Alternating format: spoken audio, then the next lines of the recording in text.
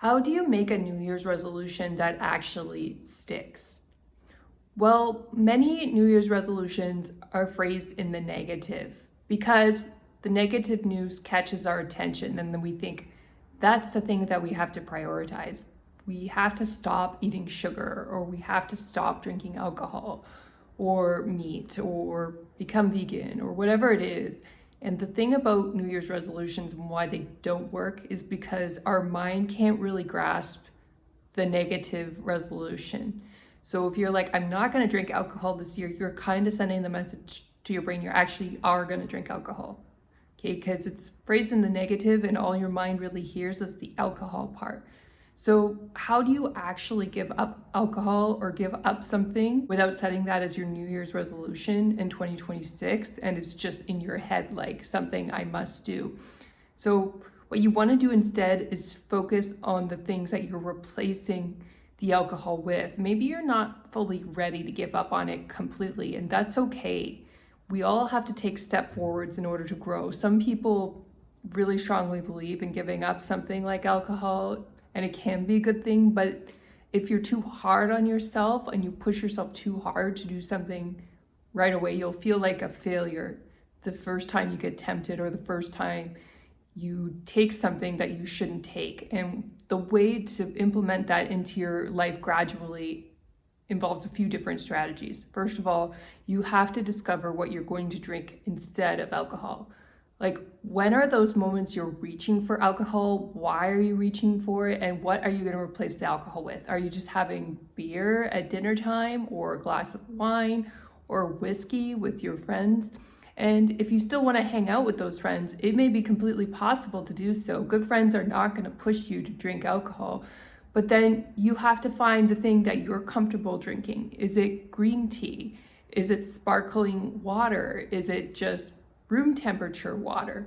Whatever it is, you want to replace it with, and it could be a cola. Of course, sugar is another one of those things people want to give up, but you don't want to pick too many and work on too many at the same time. Pick the one that's most meaningful to you and work on that one first. And then if you get a really good handle on one, you can start going after a second one when you've built up more confidence. Replace the thing that you're trying to get rid of. If you're drinking coffee with a lot of sugar in it, for example, and you want to get rid of the sugar, then you have to envision yourself drinking coffee without the sugar.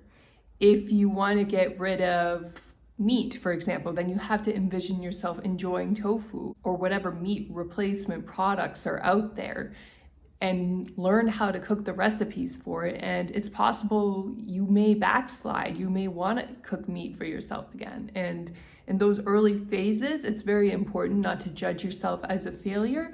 Rather, you're experimenting and you're trying something new in your life. You don't have to go extreme to give something up right away, but as you implement the new thing, what you may find is you get comfortable with it, it gets familiar. The old lifestyle that you had of eating meat becomes less familiar and you don't desire it as much. You're happy with what you're eating and you're content with how you feel when you wake up in the morning and how well you sleep and how light you feel when you exercise. You don't get that heavy feeling so much anymore. And then you're going to really embrace the new lifestyle, and then you're going to be ready to commit 100%. But you don't want to set yourself up for failure by committing too much straight away. Rather, just go for adding healthy foods, greens into your diet, protein, pumping the brakes on the sugar, but maybe not cutting yourself off completely. Maybe you have fruit, and that's a form of sugar, but you don't have the processed sugar. You have the one version of the food, but not the other. You stay with your diet 5 days a week and you give yourself a break 2 days a week. These are really good interim steps that'll get you along the way to meeting your goals without putting so much pressure on yourself to be perfect and 100% straight away. If you're putting that pressure on yourself, it's kind of like a form of self-hatred. It's like saying, I'm not good enough the way that I am. And the truth is, you are good enough. Regardless of whatever you eat, you're just making this decision to improve your life, to be happy. So it's important to understand that. And it's the same when you're building wealth. Understand that you're good enough when you're broke, okay? It doesn't matter. but you're choosing to save money because you deserve it and you deserve to have your life grow and improve. And then that's going to change your perspective on how you do it. You may stumble, you may have a bad day where you spend a lot of money and you regret it, but then you'll pick yourself up again and you will remember that day that you had that bad day, and next time you get tempted, you're like, actually the last time I spent a lot of money, I didn't feel so good. I felt good in the moment, but after that, it wasn't a great experience. When you have those moments, the important thing to remember is that you're always a good person and you're always worthy from beginning to end, and you're simply implementing goals to enhance your happiness and to enhance your life. And nobody can really take anything away from you. When you build these habits and you learn to become a vegetarian, for example, it stays with you the rest of your life. You could go back to eating meat. I'm not saying like you won't, but there will be some part of you that always remembers the way to eat vegetarian, and then it will come back to you. It will just take really a group of friends to remind you of who you are, or a really positive experience being at a vegetarian festival, and it will snap back into place because you remember who you are and it was part of your identity before. Even if it was for a brief time, it will return to you and you'll be happy going back to that lifestyle again. So the important thing is to remember that your life and your happiness is worth whatever changes in your lifestyle. You can't really do it wrong. You can't really be bad, but you can grow and you can improve. And that's what life is all about, growth and improvement. And so why not go for it?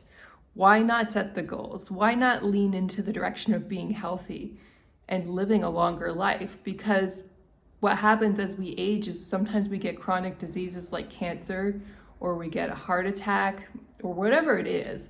And then we feel this regret that we didn't make those changes in our lifestyle sooner. It's like, if I'd only done it 20 years earlier, if I'd only cut sugar, cut the alcohol 20 years earlier before my stomach burnt out or before my liver burnt out, maybe then I would have been happier and I wouldn't have had this health issue. So the sooner, the better. But having said that, it's never too late to begin. I mean, if you are facing a very difficult illness and this is your beginning, then this is your beginning. Embrace it and know that you're good enough to start now and to really grow and appreciate and enjoy the life that you have left. All we really have is this present moment anyway.